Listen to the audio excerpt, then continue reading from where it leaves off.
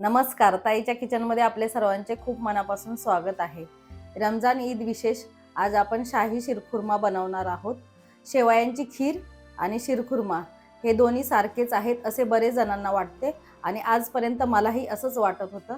पण या दोघांच्या बनवण्याच्या पद्धतीमध्ये आणि चवीमध्ये खूप फरक आहे. आज आपण कंडेन्स मिल्क किंवा मिल्क पावडर न वापरता शाही शिरखुर्मा दाटसर असा कसा बनवायचा हे बघणार आहोत. त्यामुळे व्हिडिओ कुठेही स्किप न करता शेवटपर्यंत बघा.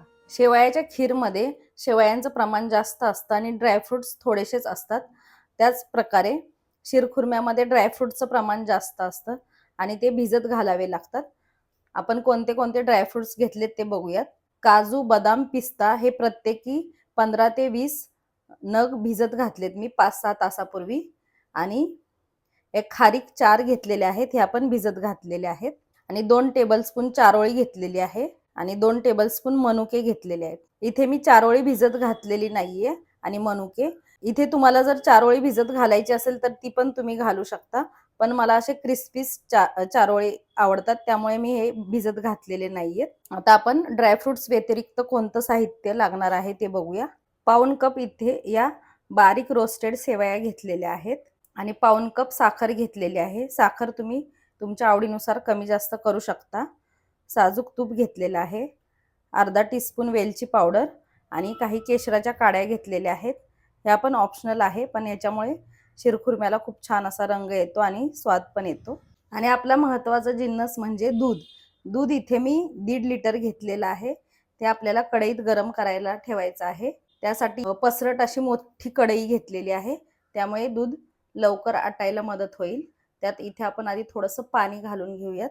पाणी घातलं की कढईच्या तळाला दूध करपत नाही. आणि हे फुल फॅटवालं म्हशीचं दूध घेतलेलं आहे. गाईचं दूध पण चालेल, पण ते थोडंसं आटवायला वेळ लागेल.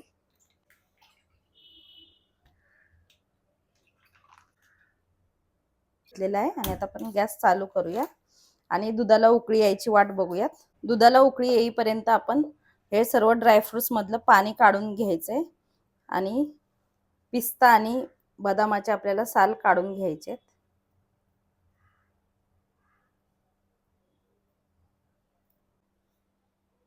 बदाम आणि पिस्त्याचे साल काढून घेतलेले आहेत आणि खारकांच्या बिया काढून घेतलेल्या आहेत.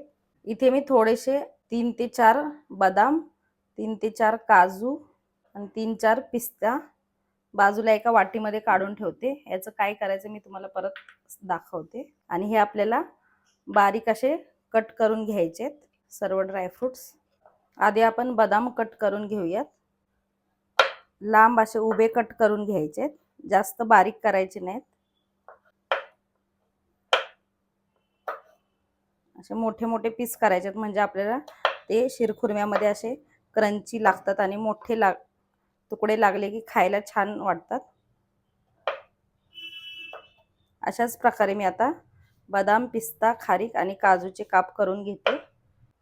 ड्रायफ्रूट सर्व मी कट करून घेतलेले आहेत. ड्रायफ्रुट्स कट करेपर्यंत इथे आपल्या दुधाला पण चांगले असे उकळी आलेली आहे. गॅस कमी करून घेऊया आणि दूध हलवून बाजूला लागलेली साई त्यात दुधात मिक्स करून घेऊयात. यातलं थोडंसं दूध मी बाजूला वाटीत काढून ठेवते.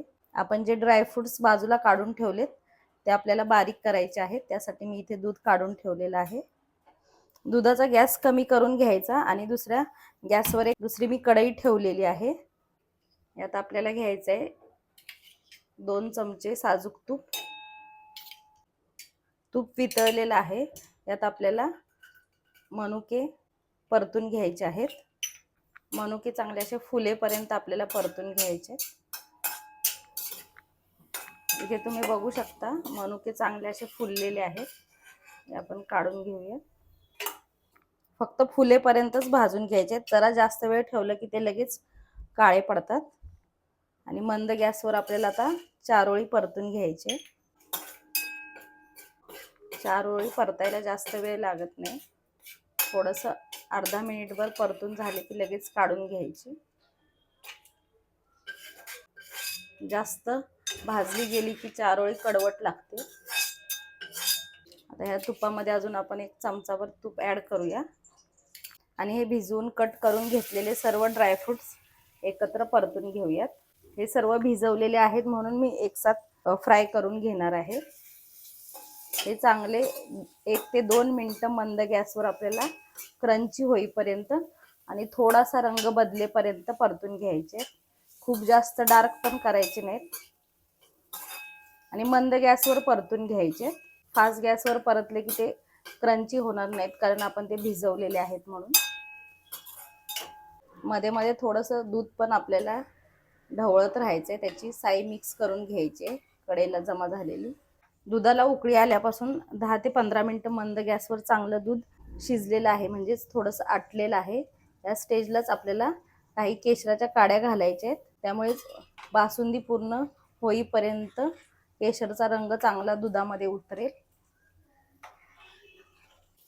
ड्रायफ्रुट्स आपले चांगले असे हलका रंग बदलेपर्यंत असा परतून झालेला आहे. जास्त रंग बदलला की त्यांची चव पण बदलते, कडवट होतात. त्यामुळे खूप जास्त डार्क रंगावर परतायचे नाही. थोडंसं लाईट रंग बदलला की लगेच काढून घ्यायचं आहे. लाईट रंगावर आल्यावर काढून घ्यायचे, जास्त डार्क ब्राऊन करायचे नाही. मनुके आणि चारोळी काढलेल्या प्लेटमध्येच हे ड्रायफ्रुट्स काढून घेतलेले आहेत. तर कढईमध्ये अजून चमचावर साजूक तूप घेऊया आणि या शेवया आपल्याला परतून घ्यायच्या. या भाजक्या शेवया घेतल्या की जास्त वेळ लागत नाही, लगेचच परतून होतात. शेवया पण आपल्या चांगल्या अशा खरपूस भाजून झालेल्या आहेत. गॅस बंद करून शेवया काढून घेऊयात.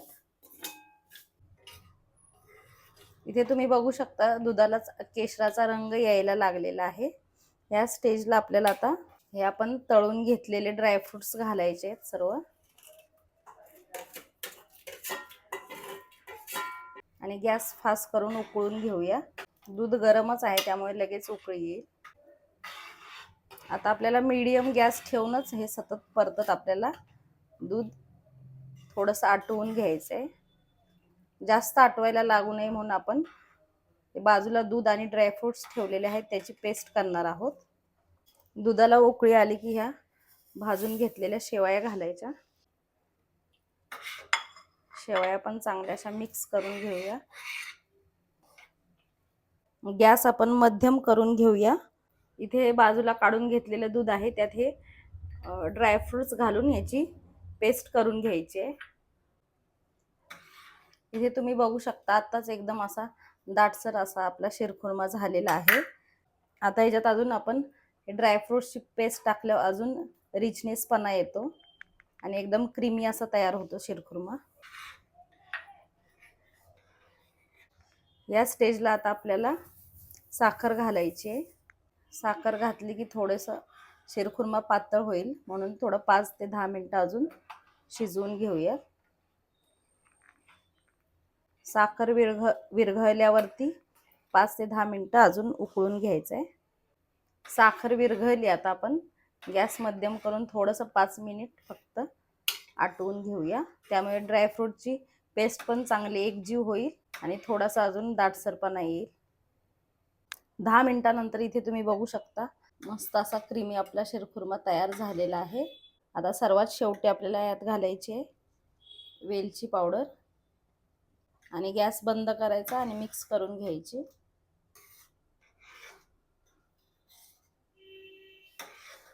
हा शिरखुर्मा तुम्ही गरम किंवा थंड कसाही सर्व करू शकता.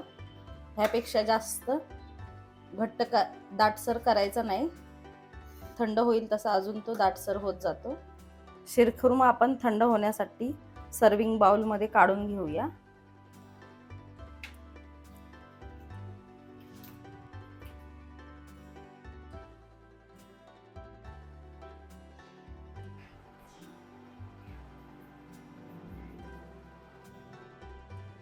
तुम्हाला जर शेवयाची खीर आवडत असेल तर तुम्ही या पद्धतीने शिरखुर्मा नक्की बनवून बघा आणि मला कमेंट करून सांगा कसा झाला ते.